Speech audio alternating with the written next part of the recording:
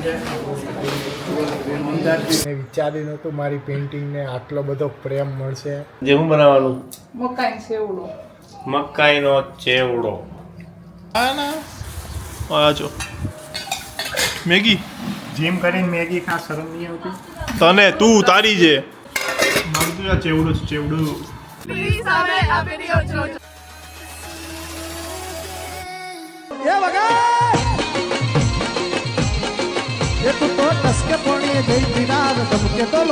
Good morning, જય શ્રી કૃષ્ણ બધાને. તો બહુ લેટ થઈ ગયું, 10:30 થઈ ગયા. મારા બે કુંવરો હજી નાહી ધોઈને તૈયાર નથી. એક થઈ ગયો છોટે બાબુ ના બડે નાવા બેઠો છે. કેમ છો શીર? મજામાં. મજામાં ને? હા. બસ થઈ ગયો, નાસ્તો કરી લીધો. કામ ચાલુ થઈ ગયું ને તારું? આજ રજા ને શનિવાર. હા, ભૂલી ગઈ હું. મેં તો મોબાઈલ લઈને કેમ બેસી ગયો, મને એમ થયું. રજા છે. શનિવાર. હા, જય શ્રી કૃષ્ણ બધાને. બધું હવે કામ કામ ચાલુ કરવું એટલે પીઓપી વાળાને ફોન ચાલુ છે આજ. કરું છું બધાને ફોન પીઓપી, કલર, ફર્નિચર, અને સોલાર વાળા સોલાર વાળા બધું હવે એ ઘરે બધું પતાવી બધું પતાવવાનું છે. બધા કહે છે ને તમે કેમ સોલાર નથી નાખ્યું ટેરેસ ઉપર, પણ હવે બધું જ કામ જોડે કરવાનું છે. પછી દીપના મેરેજ કરવાના. તો આજનો સુવિચાર બોલે છે. સુવિધા હું આપી દઉં છું. આજ મેડમ સુવિધા લે છે એટલે કે નવીનતા છે મોબાઈલની અંદર. બોલો. સંઘર્ષ છે ને એ માણસને થકાવે જરૂર શરીરથી, પણ અંદરથી મજબૂત બનાવે છે. તમે સંઘર્ષ કરો ને એટલે આમ માનસિક રીતે થાકી જાઓ, પણ તમે અંદરથી મજબૂત બની જાઓ છો. વાહ, એટલે સંઘર્ષ તો જીવનમાં જરૂરી જ છે. સાચી વાત છે. જય કષ્ટભંજન દેવ. જય રહ્યા આપણા આનમાન દાદા અને અમે થઈ ગયા છીએ રેડી. હું નર્સરી જઈએ છીએ. આપણે જે વાત થઈ હતી કે નિકોલમાં જે એજ્યુકેશન ફેર છે ત્યાં હું જવાનું છું, તો ત્યાં લોકો મળવા આવું હોય આવી જજો. હાલો વાંધો નહીં, જઈએ અને જોઈએ કેટલા લોકો આવ્યા છે મળવા માટે. બાકી જે લોકોને યુએસ એજ્યુકેશનને લીધે કંઈક બી ઇસ્યુ હોય તો એડ્રેસ નાખી દઈશ, ત્યાં તમે એ લોકોને પૂછપરછ કરી શકો છો. ચાલો નીકળ્યા. હાલો મમ્મી જાઉં છું. જય શ્રી કૃષ્ણ. જય શ્રી કૃષ્ણ. પપ્પા જય શ્રી કૃષ્ણ. જય Shri Krishna. that this is up to scholarship.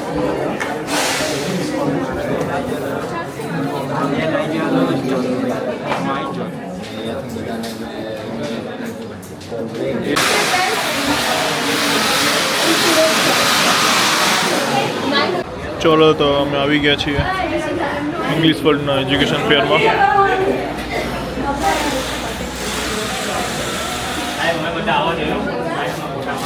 અહીંયા જો બધાનું રજિસ્ટ્રેશન ચાલુ છે અને અંદર બધી યુનિવર્સિટીઝ બધી બેઠી છે, બધા રિપ્રેઝેન્ટેટિવ્સ.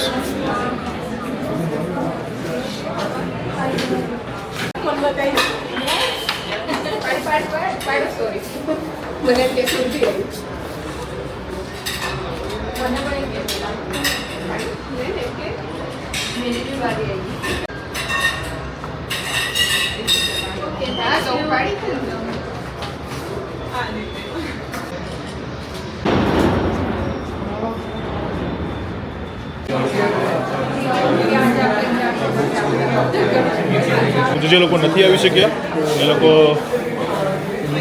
ડિસ્ક્રિપ્શનમાં એડ્રેસ આપી દઉં છું, તો ત્યાં આવીને પણ તમે છે ને બધી ઇન્ફોર્મેશન લઈ શકો છો. બાકી જો જેટલામાં સ્ટુડન્ટ છે બધા એનો જે યુએસએ માટેનો જે બધા ક્વેશ્ચન્સ છે એનું સોલ્યુશન મેળવી રહ્યા છે. આ બધા યુનિવર્સિટીના રિપ્રેઝેન્ટેટિવ બેઠા છે, એટલે ફેસ ટુ ફેસ તમે વાત કરી રહ્યા છો. અને ઇંગ્લિશ વર્લ્ડ આવા ફેર છે ને રેગ્યુલર છે ને કરતી જ રહે છે.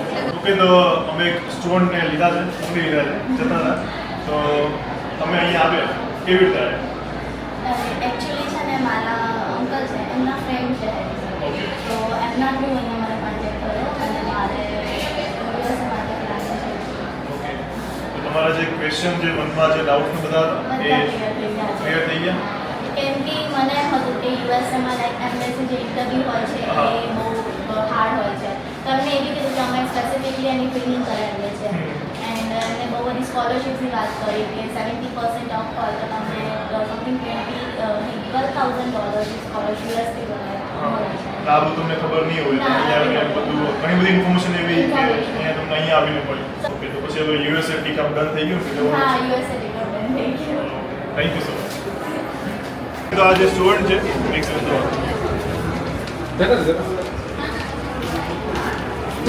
લીધેલું છે તમારે આવું હોય તો લઈ જશે. તો તમારા પર પૂરું થઈ ગયું એ લોકો યુએસ જવાનું ફાઇનલ. ઓકે તો મનમાં જે ડાઉટ્સ હતા એ કંઈ સોલ્વ થયા? આ બધા થઈ ગયા છે. તમારો શું ડાઉટ હતો? મારો ડાઉટ હતો કે મારે ફીસ એકોમોડેશન જે યુનિવર્સિટીમાં જેવું રહેવું છે હા. અને બાજુમાં એકોમોડેશન કેવું છે બરાબર. એ મને અહીંયાથી ગાઈડલાઇન્સ સારી રીતે મળી છે. તમારે જે મારે પર્ટિક્યુલર પ્રોગ્રામ હતો એની માટે એક મારે સારામાં સારી યુનિવર્સિટી જોઈ હતી તો મૌલિક સર અને એમની ટીમે મને હેલ્પ કરી. મૌલિકભાઈ ક્યાં ગયા? મૌલિકભાઈ અહીંયા.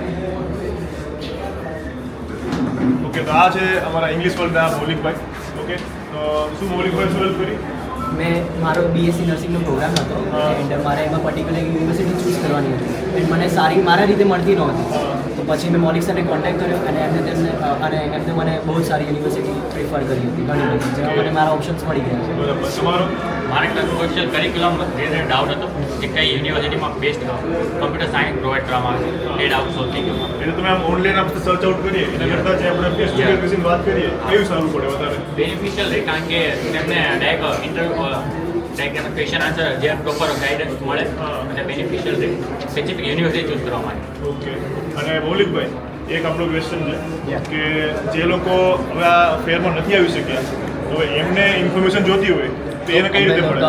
મંડેથી 10 to 7 મારો અને પૂરો સ્ટાફ અવેલેબલ જ છે. બરાબર. ગમે ત્યારે વિઝિટ કરી શકે, ડિટેલ ઇન્ફોર્મેશન લઈ શકીએ.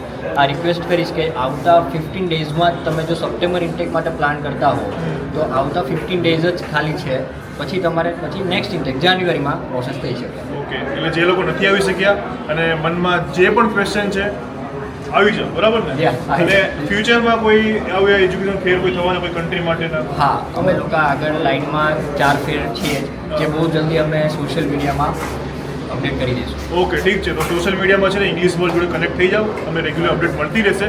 બાકી ઓફિસનું જે છે જે લોકો નથી આવી શક્યા એનું એડ્રેસ છે ને ડિસ્ક્રિપ્શનમાં નાખી દઉં છું એટલે પહોંચી આવજો. Yeah. ચાલો ભાઈ બેસ્ટ ઓફ લક તમને બધાને યુએસએ માટે. Okay thank you. તમે લોકો આંત ઓળખતા જશો આપણો ચાઇલ્ડહુડ ફ્રેન્ડ છે ઋત્વિક જે ઇંગ્લિશ વર્લ્ડ તરફથી છે ને કેનેડા ગયો હતો બરાબર આજથી કેટલા વર્ષ પહેલાં? 7 વર્ષ થઈ ગયા. ઓકે અને અત્યારે કેનેડામાં સેટ થઈ ગયું છે એટલે ઇંગ્લિશ વર્લ્ડ છે ને છેલ્લા 15 વર્ષથી તો છે 15-17 વર્ષ લોકલી હા. અને અત્યારે કેનેડામાં છે ઋત્વિક આફ્ટર સ્ટડી છે ને જે લોકોને પીઆરના કોઈ ઇસ્યુ હોય કે પીઆર ફાઇલ કર્યું હોય તો ઋત્વિક છે ને એનું વર્ક કરે છે એટલે ઋત્વિકનો કોન્ટેક્ટ નંબર નાખી દઈશ જે લોકો કેનેડામાં છે તો કોઈને કંઈ પ્રોબ્લેમ હોય તો ઋત્વિકનો કોન્ટેક્ટ કરી શકો છો. સ્ટડીને લગતું કોઈ બી કામ હોય એક વાર સ્ટડી પરમિટ મળી ગયા પછી તમે ત્યાં છો કેનેડા યુએસ ઓસ્ટ્રેલિયા કે યુકે અને એના પછી કંઈ બી જરૂર પડે કંઈ એજ્યુકેશન યુનિવર્સિટી તમારે ચેન્જ કરવી પડતી હોય કાં તો સ્ટડી પરમિટ એક્સટેન્ડ કરવી પડતી હોય વર્ક પરમિટ જોઈએ પેરેન્ટ્સના વિઝા લાવવા હોય એમને લોકોને બોલાવવા હોય અને પીઆરને લગતી કોઈ બી હેલ્પ જોતી હોય તો કોન્ટેક્ટ કરજો ઇંગ્લિશ વર્લ્ડનો. એટલે કેનેડામાં પહોંચી જાઓ એના પછી કોઈ બી પ્રોબ્લેમ હોય તો જોબને રિલેટેડ બીજો ઇસ્યુ હોય ને તો કોન્ટેક્ટ કરી દેજો આપણો ફ્રેન્ડ છે બરાબર ને સેટિંગ કરી દેજો. હા.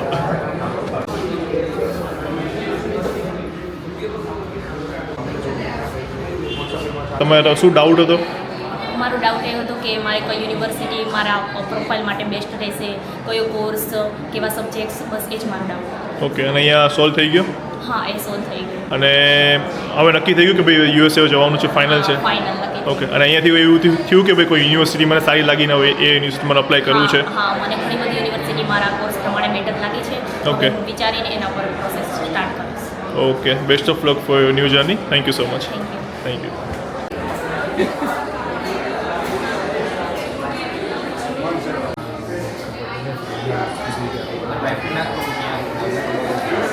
ઓકે ચાલો તો હવે આપણે વાત કરીએ ઇંગ્લિશ વર્લ્ડના જે યુએસએના ટીમ લીડર છે સુરભી રાદડિયાને. તો મારે એક ક્વેશ્ચન એ છે કે આપણે જે ઇવેન્ટ કરી જે એજ્યુકેશન ફેર કર્યો તેમાં ઓવરઓલ એક્સપિરિયન્સ કેવો રહ્યો? બહુ જ મસ્ત એક્સપિરિયન્સ રહ્યો છે. ઇવન અમે એક્સપેક્ટ નહોતું કર્યું એના કરતાં પણ વધારે સ્ટુડન્ટ્સ આવ્યા છે. 150+ સ્ટુડન્ટ્સની વોકિંગ હતી અને બધા જ સ્ટુડન્ટ જેન્યુઅન હતા અને એ લોકોનું સપ્ટેમ્બર ઇન્ટેકમાં થઈ જશે.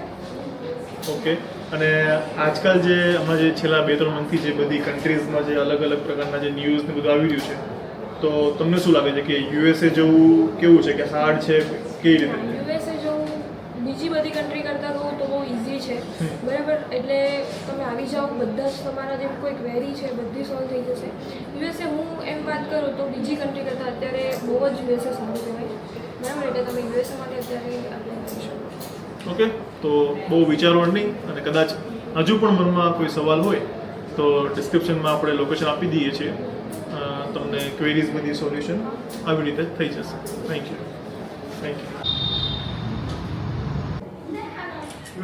Lunch time. યા ઋત્વિકને કઈ ડ્રેસ મળી ગયો? હર્ષિલ ઓકે, ચલો બધું ખુશી લઈએ. હલો, તો ઘરે આવી ગયા હતા અને પછી થાકી ગયા હતા થોડા, એટલે આરામ કર્યો. અને now it's time for gym. ચાલો જીમમાં જઈએ. હર્ષિલભાઈ રેડી? ચાલો. કાલે તો એ લોકોએ ખોટા ટેલેન્ટને પ્રમોટ કર્યું છે. ડ્રોઈંગમાં બધાએ 100 આઉટ ઓફ 10 આપ્યા છે. ડ્રોઈંગ એવી હતી. બધાનો ધન્યવાદ મને આટલો સપોર્ટ કરવા બદલ, મને આટલી ઊંચાઈઓ સુધી મારા ટેલેન્ટને બહાર લાવવા બદલ. પેઇન્ટિંગના મેં વિચાર્યું નહોતું મારી પેઇન્ટિંગને આટલો બધો પ્રેમ મળશે. લોકોનો ધન્યવાદ આટલો બધો પ્રેમ આપવા બદલ મને. લોકો હોય ને ચડાવો છો, હવે બીજી વાર ક્યારે પેઇન્ટિંગ ના કરતો. મારું તો ક્યારેય નહીં. અમુક કમેન્ટ એવી કરી છે કે હર્ષિલભાઈની જે જીપ છે ને એમાં 4 ટાયરમાં અવાજ નથી. હવે એક સ્પેશિયલ પેઇન્ટિંગ બનાવવાનો છું શોર્ટ ટાઈમની અંદર. એ પેઇન્ટિંગ તમારે જોવું હોય તો કમેન્ટ કરજો. એ પેઇન્ટિંગ હશે દીપ અને દિરાવીનું. જે જો આવું પેઇન્ટિંગ છે, આવું ડ્રો કરીશ. આ કહે છે કે હું આ ડ્રો કરીશ. આ ડ્રો કરવા જઈ રહ્યો છું. જો તમારે જોતું હોય તો કમેન્ટ કરજો, તો હું શોર્ટ ટાઈમની અંદર ડ્રો કરીશ એ પેઇન્ટિંગ. જો તમારે છે ને મારો મજાક ના ઉડાવે મારો દેરાવીનો, તો પ્લીઝ આવી કમેન્ટ ના કરતા. ઓકે, જોઈ લઈએ.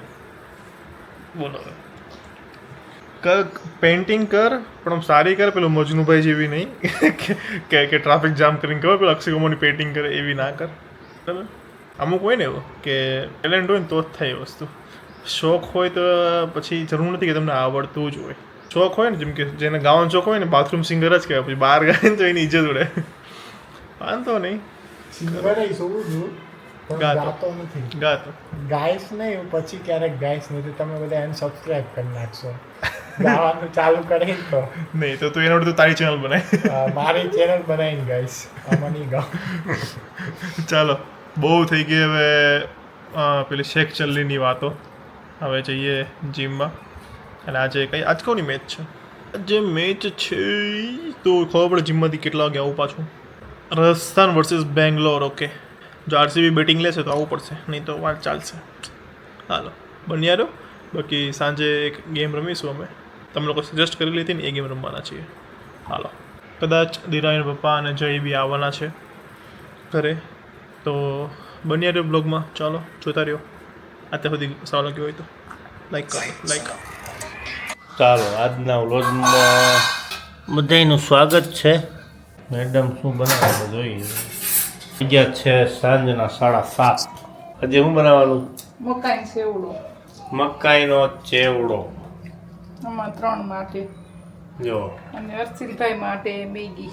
મકાઈનો ચેવડોનું પ્રિપરેશન ચાલુ થઈ ગયું છે. મકાઈ ફોલાઈ ગઈ છે, વઘાર માટે તેલ મુકાઈ ગયું છે. હર્ષિલભાઈની મેગીનું આ છે હર્ષિલભાઈની મેગી માટે કેપ્સિકમ, મરચાં, ગાજર, કાંદા, બટેટા, વટાણા અને લાલ મરચાં. ચેવડો નહીં ભાવતો એટલે આજે 2 વસ્તુ બનશે, મેગી અને દીપભાઈનો ફેવરિટ મકાઈનો ચેવડો. મકાઈનો ચેવડો કઈ રીતે બનાવવાનો એ જરા કહી દો. એને જીરું નાખવાનું, આદુ મરચું લસણ. જીરું, આદુ, મરચું અને લસણથી વઘાર કરવાનો, અને લીમડો, અને પછી એની અંદર મલાઈ હળદર નાખી મકાઈ નાખી દેવાની. મકાઈ સડી જાય પછી મલાઈ નાખવાની. સડી જાય ને એટલે મલાઈ નાખી દેવાની. મલાઈ સડવા દેવાની. પછી ગરમ મસાલો ને લીંબુ નાખી દેવાનું. મીઠું પેલા નાખવાનું. મકાઈનો ચેવડો બની રહ્યો છે. મરચા, આદુની પેસ્ટ જતી રહી, આદુ લસણ મરચાંની પેસ્ટ, લસણ મરચાંની પેસ્ટ અને લીમડો ફક્ત સુગંધ આવવા માંડી છે. હવે જીરું, હિંગ, જીરું સેદો હોય. હળદર હળદર. અને હવે મકાઈના દાણા ક્રશ કરેલા, અડધા હાફ ક્રશ કરેલા મકાઈના દાણા. પછી ડીશ મૂકીને પાણી મૂકીને ચડવા દેવાનું, પછી મલાઈ નાખવાની. સ્વાદ અનુસાર નમક. ચાલો હવે ચેવડો હમણાં બની જશે, પછી બનશે મેગી. તો ચાલો વ્લોગમાં બન્યા રહેજો. દીપ ને એ લોકો બે ભાઈઓ ગયા છે જીમની અંદર. જય શ્રી કૃષ્ણ. जिम करके आ गए हम घर, और घर पे है खाना. आ जाओ. मैगी જીમ કરીને મેગી ખા, શરમ નહીં આવતી? તને તું તારી છે. આવડતું આ ચેવડો છે, ચેવડો મસ્ત મસ્ત. મારા મમ્મીના હાથનો ચેવડો ખાવ ને તો 10 વાર માંગો બીજી વાર. હું કેવું? તું તો ખાતો નહીં હું બરાબર. બહુ લઈ જતો કા સીએ કરતો થઈ. અહીંયા મેચમાં કાંઈ વધ્યું નથી અને મેં કીધું હતું ને કે જો આવવાના છે દીરાવીના ભાઈ જઈને લોકો આવી ગયા છે. પપ્પા જો મેચ જોતા જોતા સૂઈ ગયા છે. તો હાલો આપણે આજે આપણો બ્લોગ પણ અહીંયા જ સુડાઈ દઈએ બ્લોગને. તો સારું લાગ્યું હોય તો લાઈક, કમેન્ટ, શેર અને ચેનલને સબસ્ક્રાઈબ કરી દેજો.